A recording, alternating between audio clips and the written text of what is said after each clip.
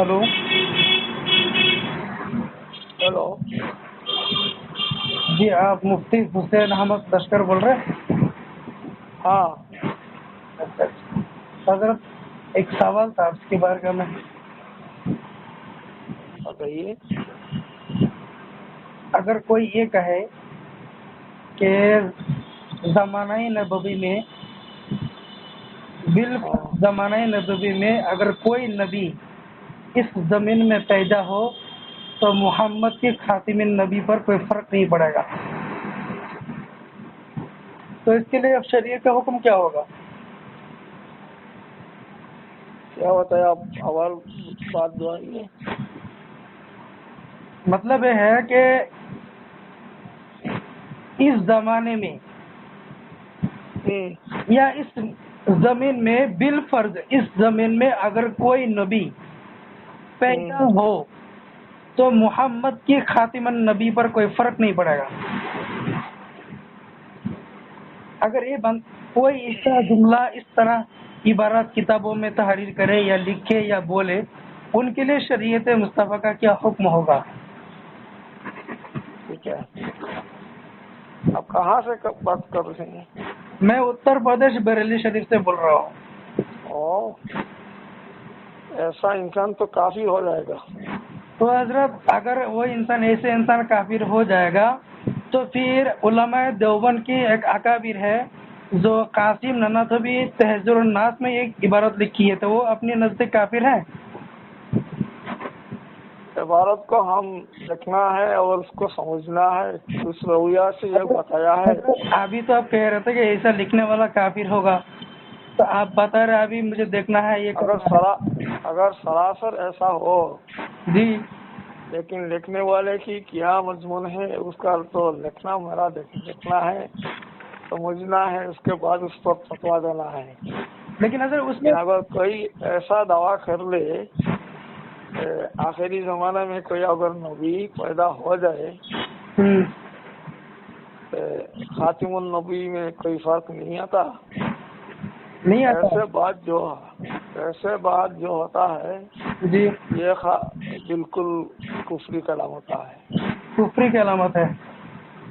تو قاسم نناتوی صاحب نے تہذیب الناس صفحہ نمبر 13 نیچے حاشیہ میں لکھا ہے، اور یہی کتاب علماء دیوبند کے مدرسے میں کلاس میں بھی پڑھایا جاتا ہے.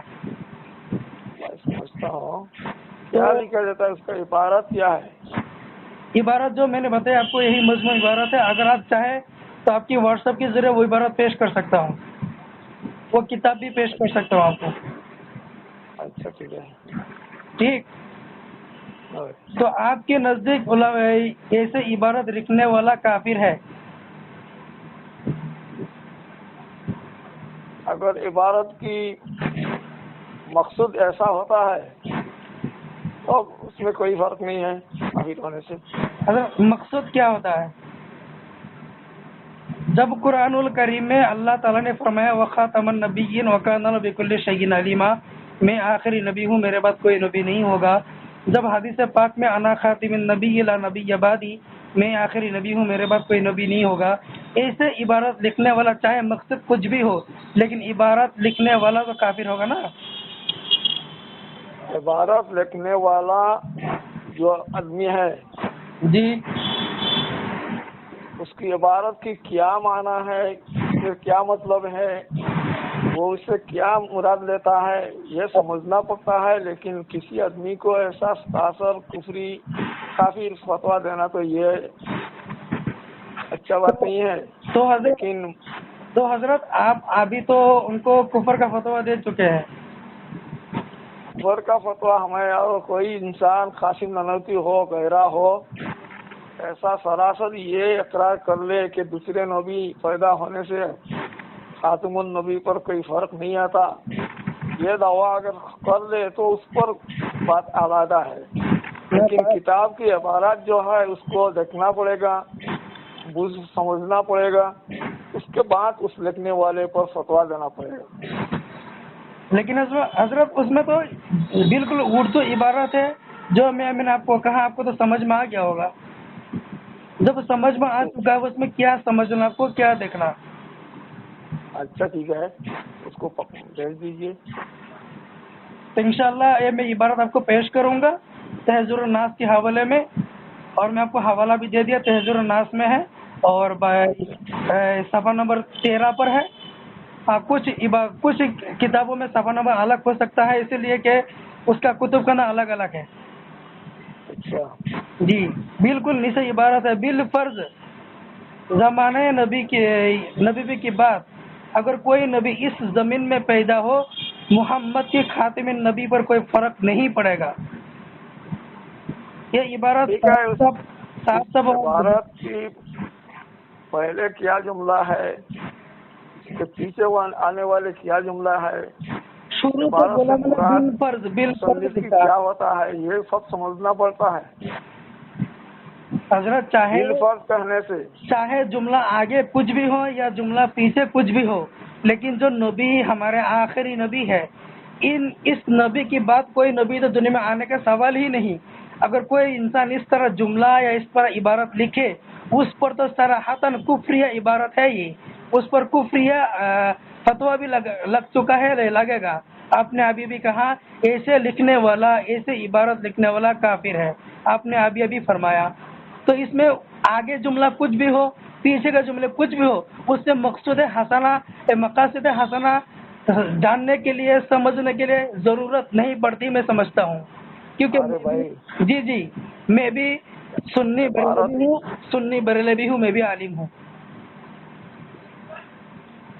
عالم ہو یا نہ ہو میرا سوال یہ نہیں ہے.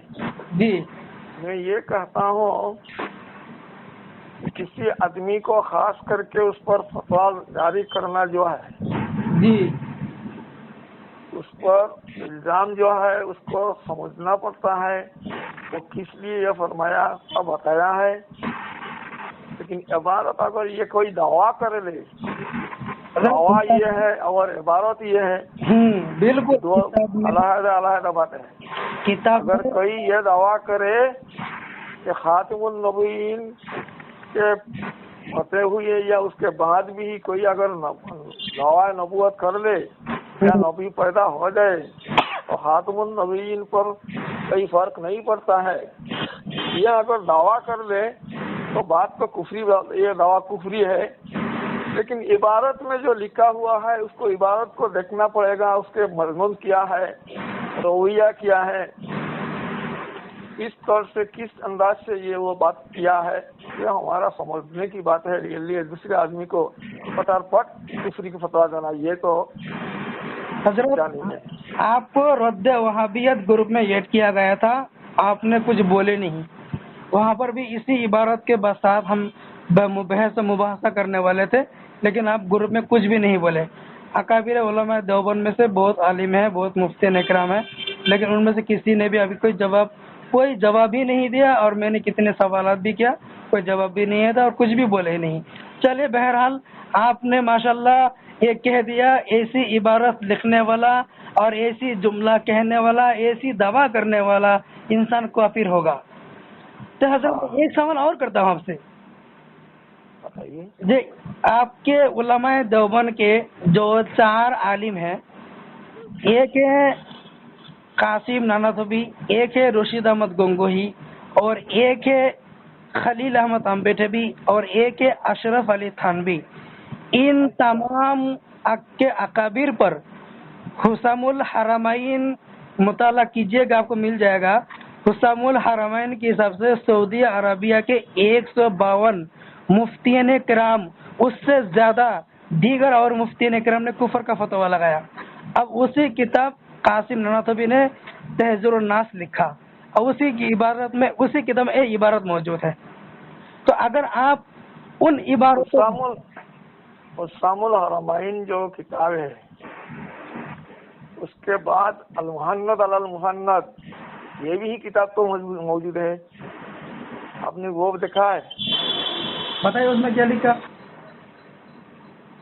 اس حسام الحرمین نے جو 26 سوالات ہے اس کی جواب تو یہ المحند علی المحند میں موجود ہے. ابھی تو ہمارے پاس وہ کتاب سامنے ہی نہیں آیا. علماء دیوبند کی کتاب ہے نا سر؟ آپ مطالعہ کیجیے. نہیں، علماء دیوبند کی کتاب ہے نا وہ.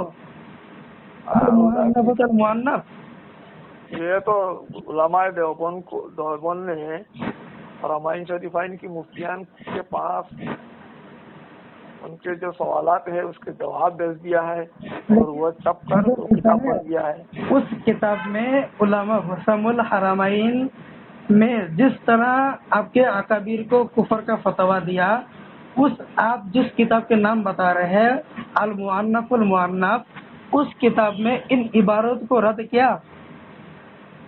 جو عبارتیں تھانوی نے کہا، جیسے کہ نبی کے علم کو شیطان، حیوان جانور شیطان کے برابر کہہ دیا، اس عبارتوں کا جواب دیا. ارے بھائی، یہ جو عبارت ہے اس کو تعویلات ہے، کہنے والے کی مراد اور بھی ہے.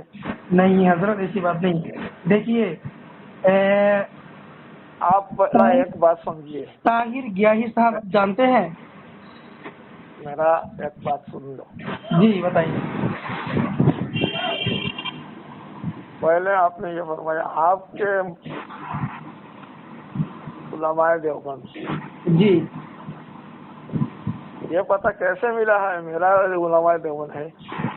جی میں نے سنا ہے کہ آپ علماء دیوبند کے بہت بڑا ایک ادارہ کے پرنسپل ہے، مفتی ہے. کہاں کے؟ یہ ادارہ کہاں ہے؟ سلچر. یہ تو مدرسہ ہے. آسام. جی یہ تو سرکاری مدرسہ ہے.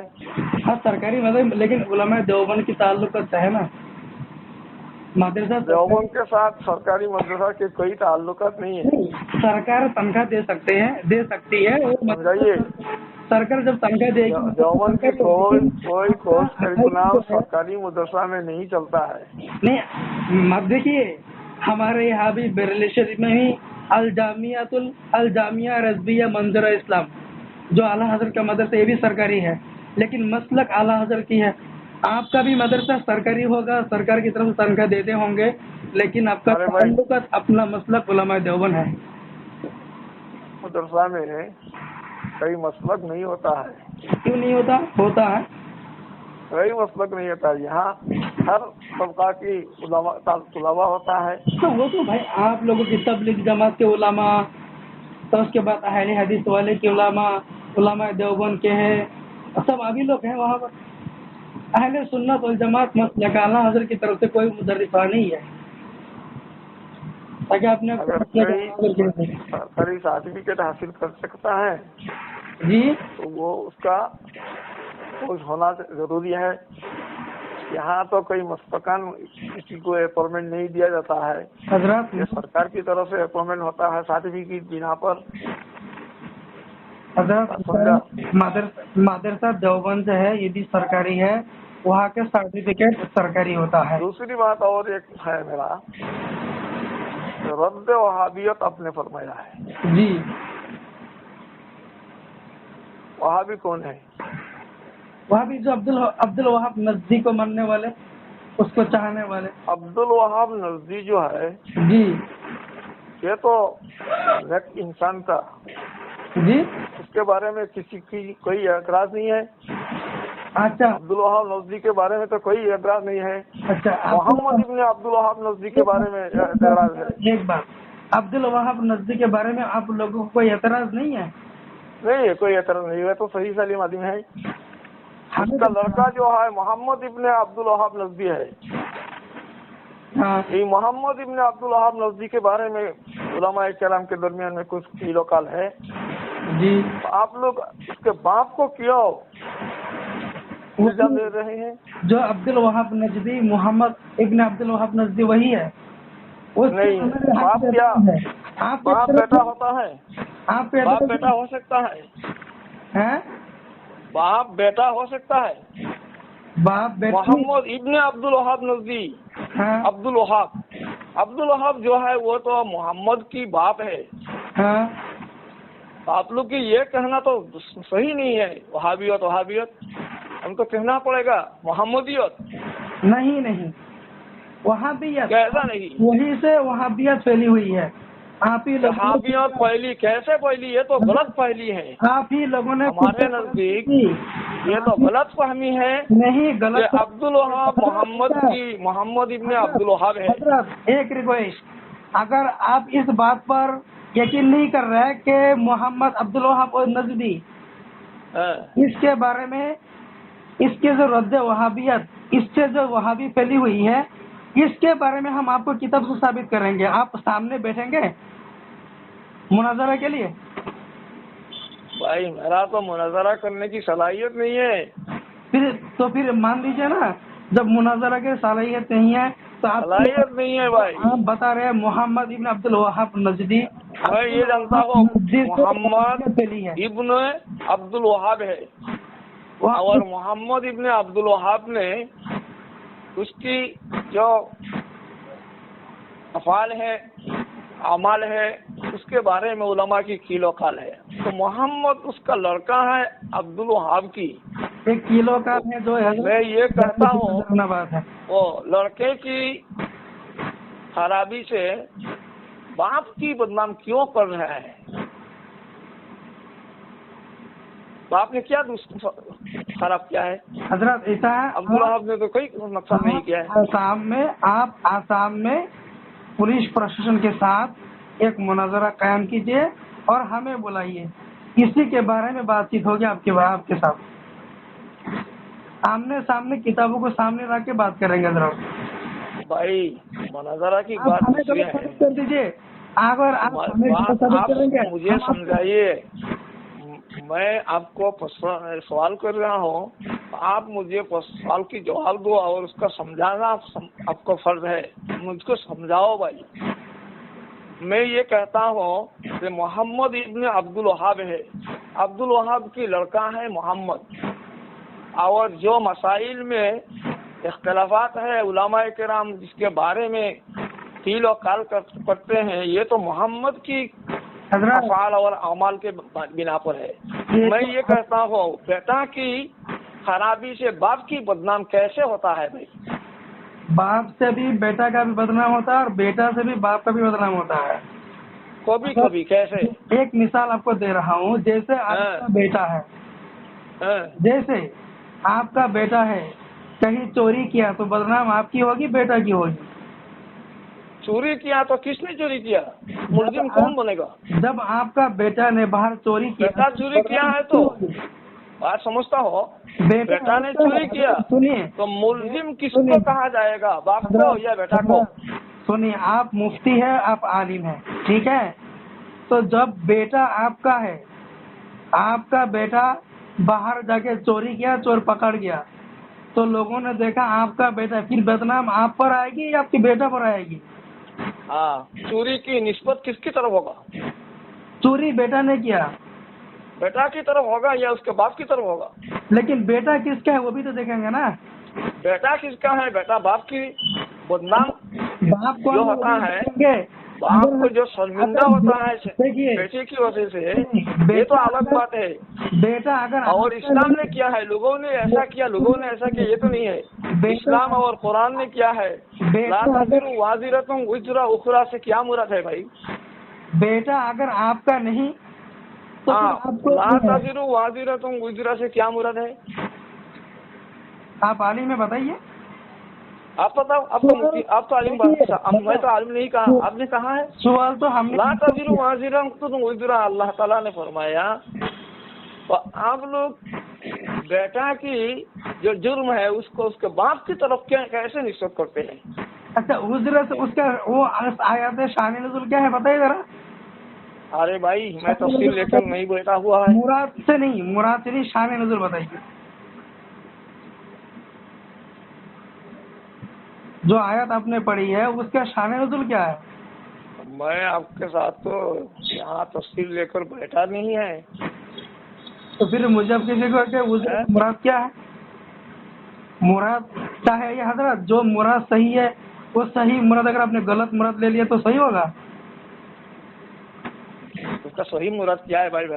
देखिए, बेटा मेरा है, मेरा नाम है मोहम्मद सैफुल इस्लाम कादरी, बेटा मेरा है, बेटा बाहर जाके चोरी किया, चोरी बेटा ने किया, لوگ جو بیٹا کو پکڑیں گے، بیٹا کو چہرہ دیکھیں گے، بیٹے سے پوچھیں گے بیٹا تیرا باپ کا نام بتا ذرا، تو بیٹا نے بتایا میرا باپ کا نام ہے سیف الاسلام قادری، تو پھر بیٹا کو لے کر میرے پاس آئیں گے یا آپ کے پاس جائیں گے؟ بیٹا کے یہ لینے کے لے کے آنا نہیں ہے، اس کو جیل میں بڑھنا ہے۔ بتائیے ایک بات بتائیے، جیل میں بیٹا کو بھر دے دیا جائے گا، لیکن اس کے باپ کو جیل میں نہیں بھر دیا جائے گا۔ حضرت ادھر ادھر نہ کریں حضرت، جو عوام الناس اگر باپ کے اوپر بیٹا کو لائے گا نہیں تو پھر آپ کے پاس تھوڑی لے جائیں گے۔ ارے بھائی، بیٹا نے چوری کیا ہے، وہ جرم کی جو سزا ہوتا ہے، ایک منٹ جرم کی سزا کس پر ہوتا ہے، میرے یہ سوال ہے۔ سنو، سزا بیٹا کو ہوگا، بدنامی باپ کو ہوں گے، اس لیے کہ بیٹا کا جو جرم ہے وہ باپ کو پہلے بتایا جائے گا، باپ اس کو سزا دے تو ٹھیک ہے، اگر باپ اس کو سزا نہ دے تو بیٹا کو عوام الناس کی طرف سے سزا ملے گی، اور آپ لوگوں نے بینر آپ لوگوں نے جو محمد کی جو کرتوت ہے اس کا نسبت کلیتاً آپ لوگ نے اس کے والد کے پاس لگا دیا ہے، اس لیے میں نے کہا ہے وہابیت کیا ہے۔ وہابیت تو کچھ نہیں ہے، وہابیت کچھ نہیں، وہابیت ایک فرقہ ہے۔ وہابیت کر کے کوئی فرقہ بننا مشکل ہے بھائی۔ آپ کا جو پہلا فرقہ ہے وہ یہ ہے کہ عبدالوہاب نظوی نے کچھ نہیں کیا ہے، حضرت آپ کا کیا ہے اس کے بیٹا نے، تو اس کے بیٹے کی نسبت سے یہ فرقاتی نام ہونا ضروری تھا، یہ غلطی ہوا ہے، میں کہہ رہا ہوں جی یہ غلطی ہے۔ کیا غلطی ہے؟ اس کے بیٹا نے جو کیا ہے اس کے نام سے فرقیت کی نام ہونا چاہیے، وہ آپ کے علماء آپ کے نام سے فرقیت کا نام کیوں ہو سکتی ہے؟ آپ کے علماء دیوبند کی نزدیک بیٹا کا جرم باپ پر نہیں، باپ کا جرم بیٹا پر نہیں، آپ کی نزدیک ہو سکتی ہے لیکن ہماری نزدیک نہیں۔ اب بھائی اب لوگ اور دوسرے کئی آپ کے مسلمان ہو، میرے پاس یہ بات نہیں ہے۔ آپ کے اشرف علی تھانوی نے بہشتی زیور ایک کتاب ہے، ان کتاب میں لکھا نابالغ لڑکیوں سے زنا کرنے کے بعد اس کا غسل فرض نہیں ہوتا۔ حضرات انگولی میں اگر نجاست لگے اس کو چاٹنے سے پاک ہوتا تھا۔ حضرات آپ کے کتاب براہین قاطعہ رشید احمد گنگوہی نے لکھا اللہ تعالیٰ جھوٹ بول سکتا ہے۔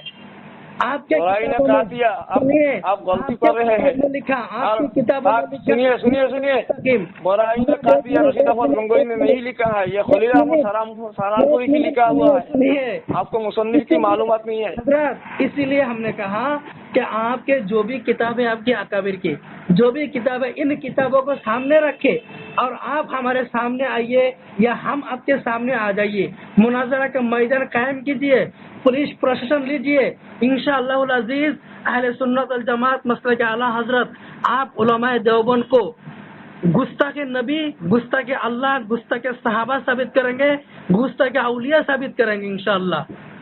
آپ مناظرہ کے تیار ہیں؟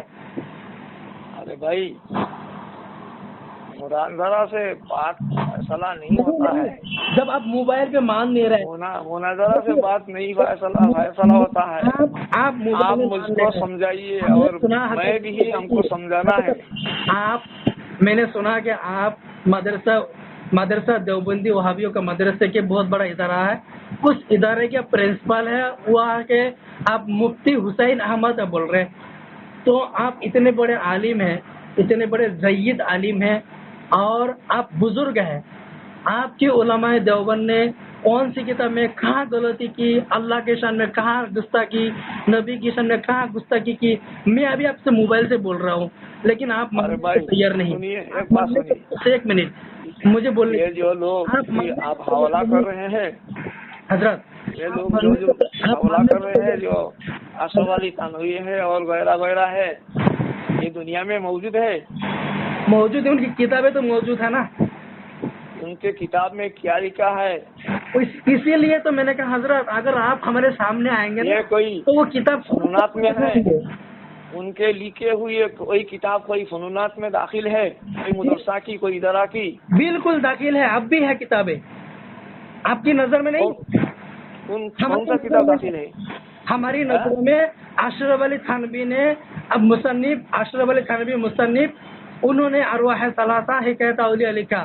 انہوں نے ایک بات اور بولی ہے کہ اللہ تعالیٰ نے حق تعالیٰ نے مجھ سے وعدہ کیا وہ میری زبان سے کبھی غلطی نہیں نکلوائے گا.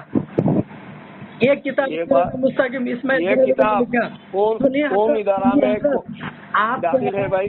آپ کہہ رہے ہیں کہ ان کی کوئی کتابیں نہیں، وہ لوگ دنیا میں نہیں. یہ نہیں کہا، میں نے کہا ان کی لکھی ہوئی ہے کوئی کتاب کوئی مدرسہ کی نصاب میں داخل ہے. اگر ان کی لکھی ہوئی کتاب بھی ہمارے پاس موجود ہے، بہت پرانی پاس موجود ہے، یہ بات دوسرا ہے. میں یہ کہتا ہوں کہ ان کی لکھی ہوئی کوئی کتاب کوئی ادارہ کی نصاب میں داخل ہے. بالکل داخل ہے. کون سا ادارہ میں؟ اسی کی عبارت اسی کے عقیدے پر آپ لوگ چل رہے ہیں. یہ کیسے آپ نے معلوم کیا؟ ایسے ہاں، اسی لیے تو ہم نے کہا سامنے بیٹھنے کے بعد کتابیں آپ کے سامنے رکھیں گے. آپ کیسے یہ معلوم کیا ہے کہ ان کے عقیدے پر میں ہوں اور دوسرے ہو؟ بالکل آپ ہیں، دل سے ہوتا ہے. ابھی تو بول رہے تھے آپ اس کو وہاں بھی مان ہی نہیں رہے. آپ کا کوئی اعتراض ہی نہیں اس پر، نزدیک پر کوئی اعتراض ہی نہیں آپ کا. جب آپ کے میرا اعتراض عبدالوہاب نزدی پر کوئی اعتراض نہیں ہے. آپ کا یہ بات صاف کہہ رہا ہوں، عبدالوہاب نزدی نے کوئی اعتراض خرابی نہیں کیا ہے، کوئی عقیدہ ظاہر نہیں کیا ہے. حضرات اس لیے ہم نے کہا کہ جو بھی کتابیں ہیں علماء دیوبند کے، وہ کتابیں آپ کے سامنے دیں گے، آپ خود ہی پڑھ لیجئے گا اور پھر آپ فیصلہ کیجئے گا. آپ عالم ہیں، ضعیف ہے، زیادہ عمردار سے ہے، مفتی ہے، اس لیے آپ کو دیں گے وہ کتابیں، آپ پڑھیں، اس کے بعد فیصلہ آپ خود کیجئے. میں ایک بات کیا ہے، میرا اعتراض عبدالوہاب نزدی پر کئی نہیں ہے. میں یہ سمجھتا ہوں عبدالوہاب نزدی کی کوئی عقائد دنیا میں نہیں موجود نہیں ہے. دیکھیے عبدالوہاب نزدی پر آپ کا اعتراض کیسے ہو سکتا ہے؟ جیسے عبدالوہاب نزدی کے عقیدے پر جب آپ چل رہے ہیں تو آپ کا اعتراض بھی نہیں ہو سکتا وہاں پر. ارے بھائی عقیدہ کی جو بات ہے یہ تو اہل سنت والجماعت کی عقیدہ ہونا ہے. آپ کس کے عقیدہ پر چل رہے ہیں؟ اہل سنت والجماعت کا عقیدہ یہ ہے کہ نبی اس زمانے میں کوئی نبی پیدا ہو جائے محمد کے اوپر کوئی فرق نہیں پڑے گا خاتم النبی پر. وہ اہل سنت والجماعت کا عقیدہ یہ تھوڑی ہے کہ اللہ تعالیٰ جھوٹ بول سکتا ہے. اہل سنت والجماعت کا عقیدہ یہ تھوڑی ہے کہ امام حسین کے نام پہ تبرک بنایا جائے، وہ کھانا جائز نہیں. کوئی ہندو لوگ پرساد بنا کر پوجا کر کے بھیج دے مسلمانوں کے گھر، وہ کھانا جائز ہے. یہ اہل سنت کا عقیدہ ہے حضرت. یہ تو آپ دیوبند کا عقیدہ ہے. پھر آپ لوگ اہل سنت والجماعت کیسے دعویٰ کر سکتے ہیں حضرت؟ اہل سنت والجماعت کی یہ عقیدہ حسن رضی اللہ عنہ کے نام سے کوئی کھانا، میرا بات سنیے، حضرت حسین رضی اللہ عنہ کے بارے میں کوئی کھانا بنایا جائے اور اس کو کھانا کتابوں میں کیا ہے اہل سنت والجماعت کا اس میں کیا فیصلہ ہے؟ حضرت جو عقیدہ علماء دیوبند کی کتابوں میں تحریر کے ساتھ ہے تو وہ عقیدہ اہل سنت کی ہے یا نہیں؟ ارے بھائی میں دیوبند کی عقیدہ پر نہیں ہوں. میں عقائد تحاوی اور عقائد امام ابو حنیفہ رحمۃ اللہ علیہ، ابو منصور ماتوریدی، اشعری، ان لوگوں کی عقیدہ پر میں ہوں. اچھا، میں دوسرے کوئی انسان کی عقیدہ نہیں ہے. حضرت ایک بات، اگر آپ تحاوی شریف کے ماتوریدی علیہ رحمہ کے رضوان کے عقیدے پر چل رہے ہیں تو ابھی آپ نے قاسم نانوتوی کو کافر ہونے سے کیسے بچانے کے لیے کوشش کیا؟ میں امام ابو حنیفہ رحمۃ اللہ علیہ کے عقیدے پر الفقہ الاکبر کی مطابق میں چلتا ہوں، چلنے کی کوشش کرتا ہوں. لیکن مان لیا امام ابو حنیفہ رحمۃ اللہ علیہ نے یہ کیا بتایا ہے بھائی؟ حضرت میں نے مان لیا کہ آپ کا عقیدہ امام اعظم ابو حنیفہ علیہ رحمت رضوان، ماتوریدی علیہ رحمت رضوان، ان کے عقیدے پر آپ چل رہے ہیں. ٹھیک بات، بالکل درست آپ نے کہا اور صحیح کہا. لیکن آپ نے کیسے علماء دیوبند 4 مولوی کا نام میں نے بتایا، ان چاروں مولویوں کا کافر سے بچانے کے لیے کیسے اپنے وہاں پر کوشش کی؟ آپ کو یہ معلوم ہے علامہ عبدالدین شامی فتوی شامی کی عبارت ہے من شک فی کفری و عذابی فقط کفر. وہ اگر کوئی کافر کو شک کرے کافر ہے یا نہیں، وہ بھی کافر ہے. تو جب حسام الحرمین کے میں نے حوالہ دیا ان کو کافر کہا گیا، پھر آپ نے دوسری کتاب کے نام بتایا، اس میں کوئی سوال کا جواب دیا، اور میں نے آپ کو سوال کیا تھا کہ وہ کتابیں ہمارے نظر میں کیوں نہیں، صرف آپ کے نظروں میں، لیکن آپ کو اس کا کوئی جواب نہیں دیا۔ نظروں میں ہونا یا نہ ہونا یہ تو اس لیے اپنی بات ہے بھائی۔ بالکل حضرات، آپ سے میں ریکویسٹ کرتا ہوں، دیکھیے آپ سے میں ریکویسٹ کرتا ہوں، گزارش کرتا ہوں، پلیز حضرات ان عقیدوں کو، گمراہیت عقیدوں کو، باطل عقیدوں کو چھوڑ دیجئے اور مسلک اہل سنت، مسلک اعلیٰ حضرت کے عقیدے پر قائم رہے، انشاءاللہ کل قیامت کے دن جنت ملنے کا حقدار ملے گا، جنت ملنے کا وہ امید آپ کا ہوگا۔ اور اگر آپ کہتے نہیں ہم اسی پر رہیں گے تو آپ سے میں بار بار بحث و مباحثہ کرنے کے لیے دعویٰ کر رہا ہوں، میں آپ سے بھی چیلنج کر رہا ہوں حضرات، کسی بھی ٹائم آسام میں کسی زمین میں پولیس پروشن کے ساتھ کچھ شرائط ہے میرے پاس، وہ شرائط میں بھیج دوں گا، اس شرائط کی حساب سے آپ سے ہم مناظرہ کرنے کے تیار ہے۔